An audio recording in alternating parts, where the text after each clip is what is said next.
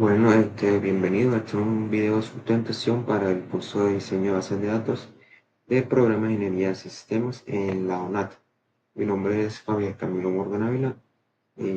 Soy estudiante del programa de ingeniería de sistemas como ya se evidencia y estoy matriculado en el CAT Curumani. Esta es mi presentación personal, como ya les dije mi nombre, soy de San Martín Cesar. Estoy cursando el quinto semestre de programa de ingeniería de sistemas y pues no estoy involucrado con las TIC en mi trabajo y pues este soy yo. Ok, vamos a empezar con la línea de tiempo de la evolución histórica de las bases de datos. Empezamos desde el año 1890, donde tenemos los primeros sistemas de almacenamiento de bases de datos.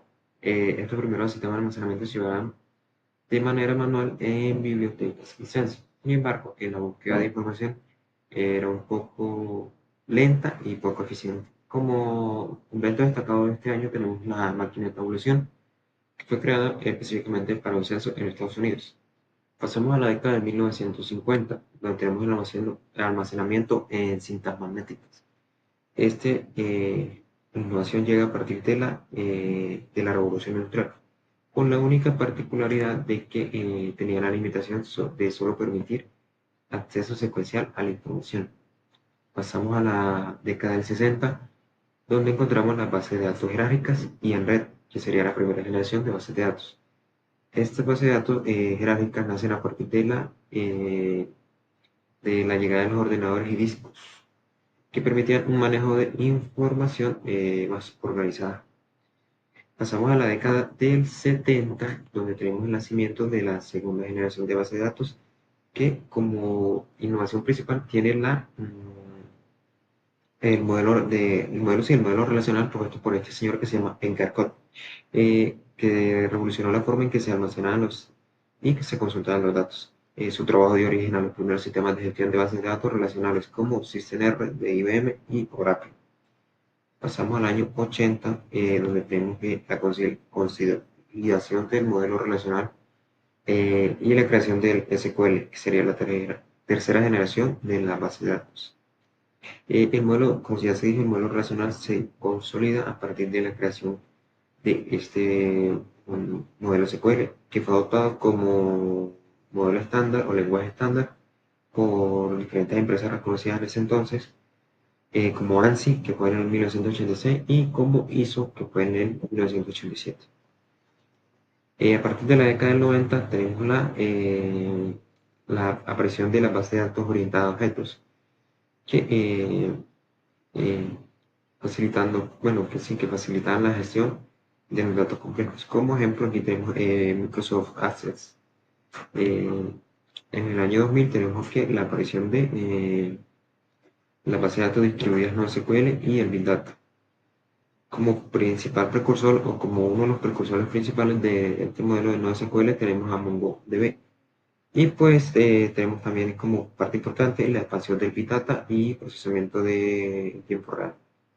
Empresas como Google, Facebook y Amazon empezaron a desarrollar tecnologías de base de datos distribuidas para generar grandes cantidades de información. Pasamos a la década del 2010, donde tenemos base de datos en la nube y aprendizaje automático. Tenemos la expansión del cloud computing, permitiendo el acceso de base de datos desde cualquier lugar. Eso es muy importante, tener el acceso a toda la información desde cualquier parte que se desee. Y la década del 2020, o sea, hace 5 años prácticamente, hasta el día de hoy tenemos el mayor desarrollo de bases de datos autónomas, que sería bases de datos autorregulables y que son capaces de, como se dice, autogestionarse y optimizarse sin intervención humana. Bueno, ahora vamos a pasar con la descripción de tres conceptos seleccionados a partir de la historia de las bases de datos. Para empezar, escogemos el modelo relacional, que como ya tenemos, el modelo relacional fue un avance revolucionario en el mundo de la base de datos. Antes de su aparición, las bases de datos eran estructuradas y rígidas y difíciles de modificar.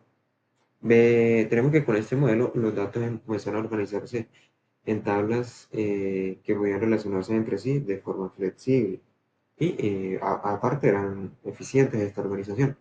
Y pues gracias a esto, hoy en día usamos bases de datos como MySQL, PostgreSQL y SQL Server en prácticamente pues todas las aplicaciones que usamos diariamente. aunque tal vez no tengamos conocimiento de su implementación de la base de datos, pero pues ahí están. Y un ejemplo de esto pueden ser las redes sociales y, no sé, los sistemas bancarios. Seguimos con la base de datos no SQL. Tenemos que, a partir del crecimiento y la necesidad de manejar grandes volúmenes de información de manera rápida, surgieron las bases de datos no SQL, que a diferencia de las anteriores, pues estas permiten almacenar datos en estructuras más flexibles, como documentos JSON o gráficas. Esto ha permitido a empresas como Facebook, Google y Amazon procesar información en tiempo real y escalar sus sistemas sin problemas.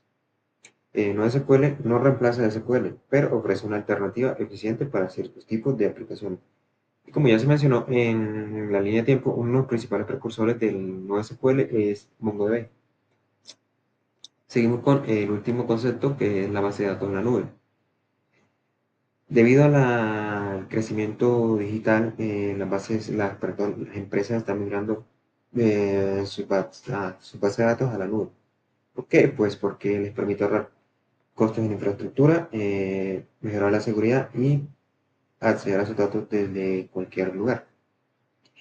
En comparación de depender de servidores físicos, ahora podemos almacenar la información en plataformas como Amazon Web Services, Google Cloud o Azure, que garantizan alta disponibilidad y escalabilidad.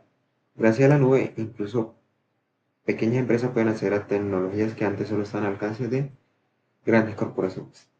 Vemos que además de la reducción de costos en infraestructura, como se mencionó, hay un acceso global a todo. Ya pues no depende como tienes que ser una empresa súper gigante con súper ingresos económicos para tener acceso a estos beneficios tecnológicos.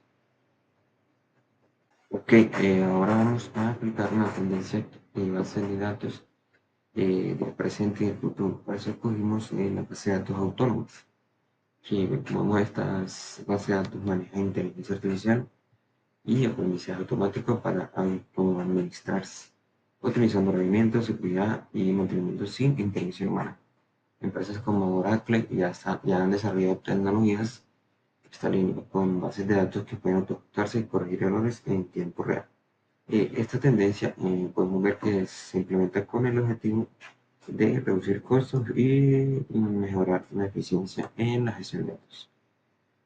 Ahora veremos un ejemplo de uso de base de datos en la vida real, se podría decir, y para eso escogimos las plataformas de streaming, que podría ser Netflix o de Spotify, YouTube, Twitch, entre otras.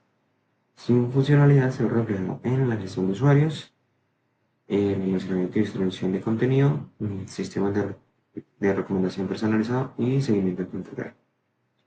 Todo esto es como un resumen, recoger los datos para seguir personalizando las preferencias del usuario. Y ahora pasamos a la conclusión.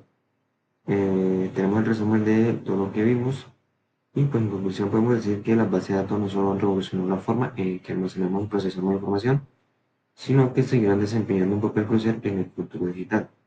Su constante evolución permitirá a empresas, instituciones y usuarios aprovechar al máximo el poder de los datos para innovar, optimizar y transformar nuestra manera de interactuar con la tecnología.